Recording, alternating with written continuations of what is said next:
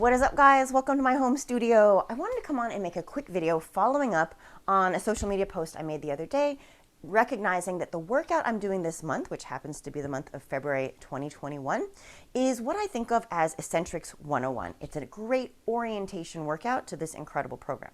Now, I also mentioned in that video that the workout is very beginner friendly, and all of my classes, and I'm sure other instructors, you would just jump in where you can, get into the workout.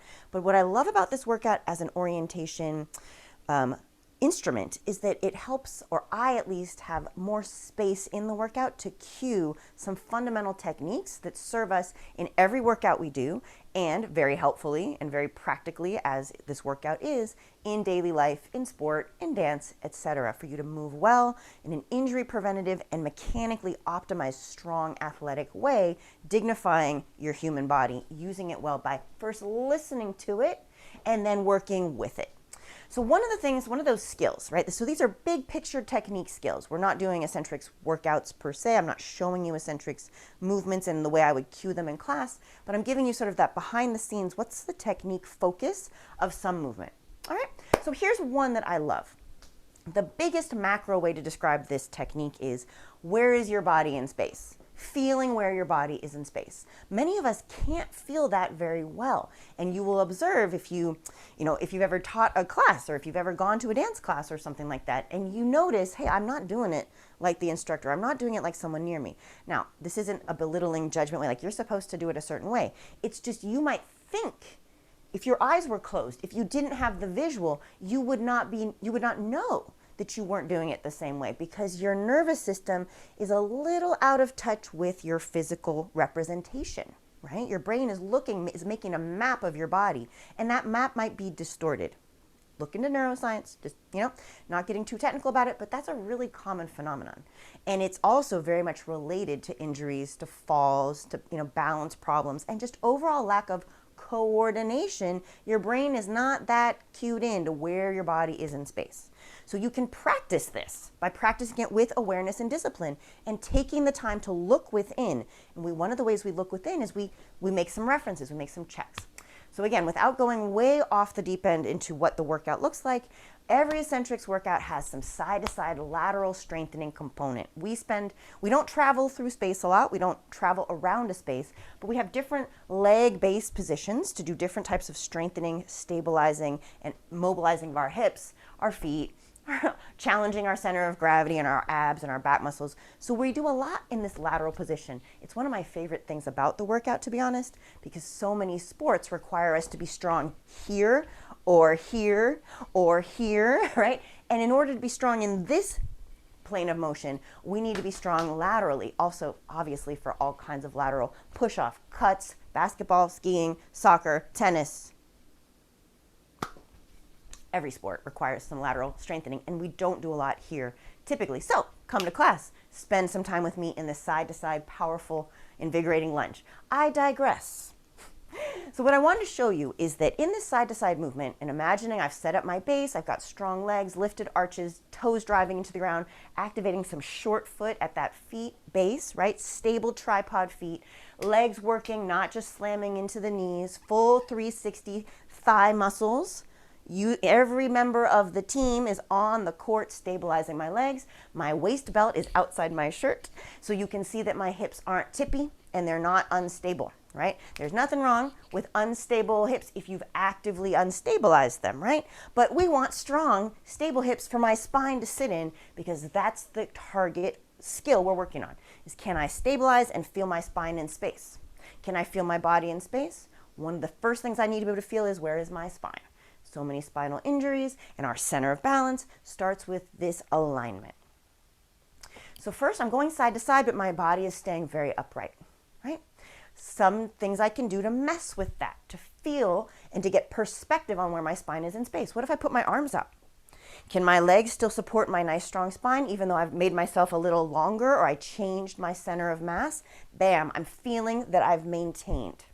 And if you haven't, or if a muscle spasmed, or you got a nerve pinch, or you started to get a little tippy, that's your chance to check in. Oh, okay.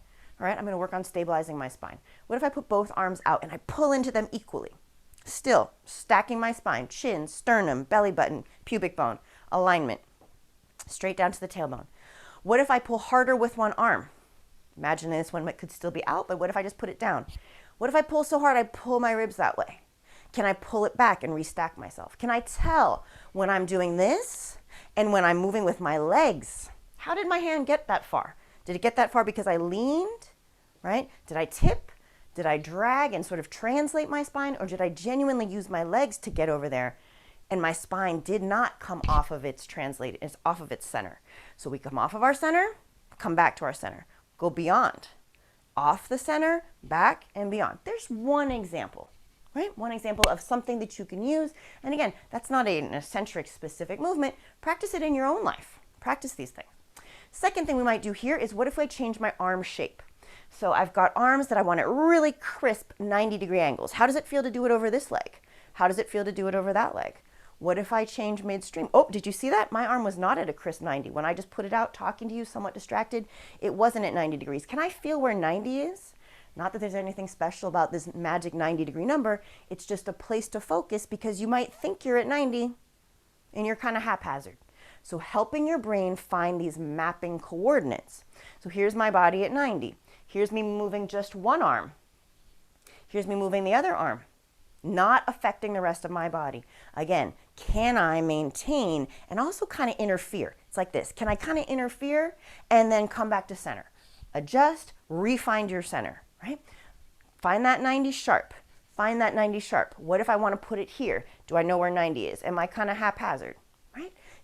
It would happen in group classes. That's how I became very aware that this is really important to work on, is from watching people in my classes. Because they'd be watching me, which is good, not watching themselves, which is good, which I encourage. But because I would see them, I'd say, oh, that's very interesting. That's something that would seem so simple. I'm not saying find a very precise degree in your compass point. I'm talking about straight out to the side, straight out in the front. Can you feel that?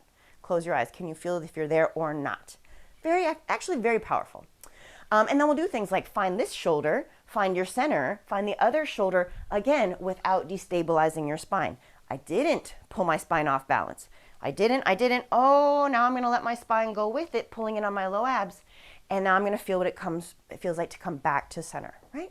There's another way to play with exploring, creating shape, imagining the shape, solidifying that pattern in your body so that in life, when you go to do things, you have an internalized instinct. Because one of the things we're going to do in the class is we're going to practice in all the shapes we make. What do my legs, what do my abs, what do my glutes, what do my back muscles need to be doing to keep my spine safe in the various positions I'm going to put it in?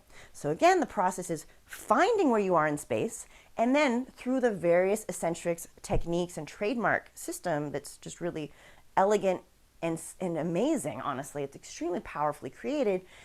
Through that, practicing good movement mechanics that then you instinctively bring on in life. Doing this workout, teaching this workout has absolutely changed the way I move.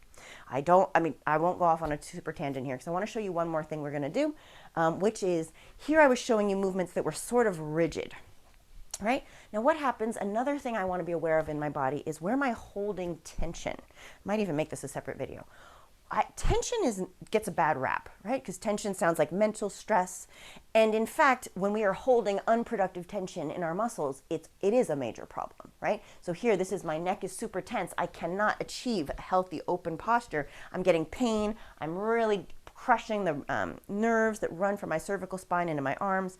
I'm going to have complications there. Even my breathing could be affected because these same nerves innervate my diaphragm, right? So this is a really classic place to have tension that we don't want. But tension around our body actually serves major purpose. It's a huge part of how we integrate and how we stay strong. It's not just a muscular phenomenon. It is a fascial tensioning phenomenon, okay? So finding where can you create tension and where can you create release to find the balance of where you need what. So in dance, for example, if I'm dancing with someone who has no tension in his or her body, I can't create any interaction with that person. It's just soft, jello, loosey-goosey. There's no interaction. It's white noise. This is me pushing my hand through my partner. If they create some tension, now we can feel each other. Right? There's just one quick example of when I, for example, experience purposeful tension versus unhelpful. Another example with dance is, what if that person has those really tight upper arms? Their abs are soft, but their arms are really tight. Now all I feel is hand. I don't feel their legs. I can't feel their weight shift because of this barrier of tension here that's unhelpful. An example with the Essentrics workout. I want tension in my legs and core. Pulling up, not back spasm tension, abdominal, purposeful, mechanically optimized tensioning and strength, so that I can create release other places, so that I can mobilize at my joints. Because after all, the joints are made to move. Otherwise, we would just be straight bones. Like our spine would just be a solid rod of bone, the way our upper arm or our thigh bone or femur, to not have movement. But in fact, we do need movement, and we were designed for movement. We just need to be able to do it safely.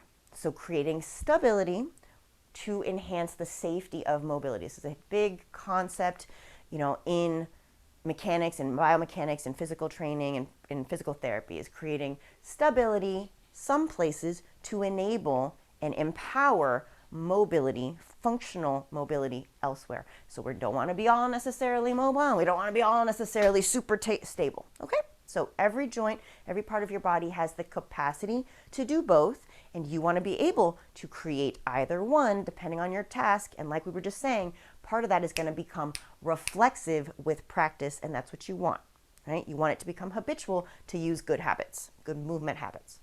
All right, so back to those legs. Here's our side to side, and we were showing earlier some more rigid movements, right? More tension in the system. Core lit up, arms drive out, something like that. What if I want relaxed arms and shoulders, but I don't want to let my lower body become mush that doesn't support my spine? So here I'm going to isolate. I'm going to have strong legs, strong spine, and now I'm going to mobilize that upper arm. Right? Now I'm going to create softness in my shoulder. Maybe I'm just going to do some of this physical therapy you might have seen these for like arthritis in the shoulder, frozen shoulder exercises. Like, can I just totally jiggle that arm, right? Just totally loose hand. The loose hand, the loose nerves at the end of that system are going to tell my neck to relax, right? So I'm not windshield wipering. I'm just soft, swinging that arm. But guess what? My legs are still lit up. My core is still lit up, making this safe, right?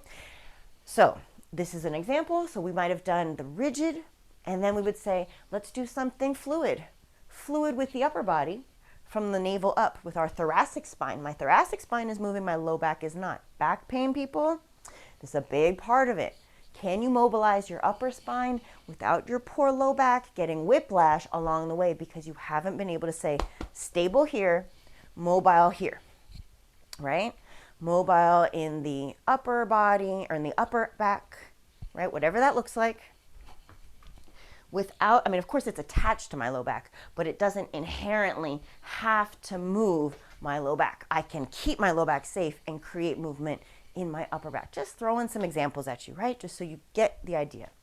So that's a perfect example of what we're doing in this class, is we're taking flows that otherwise we might get a little bit more complicated with, different planes of action, more elongated sequences, and instead we're looking at one piece at a time and practicing. Sorry, I keep hitting my mic.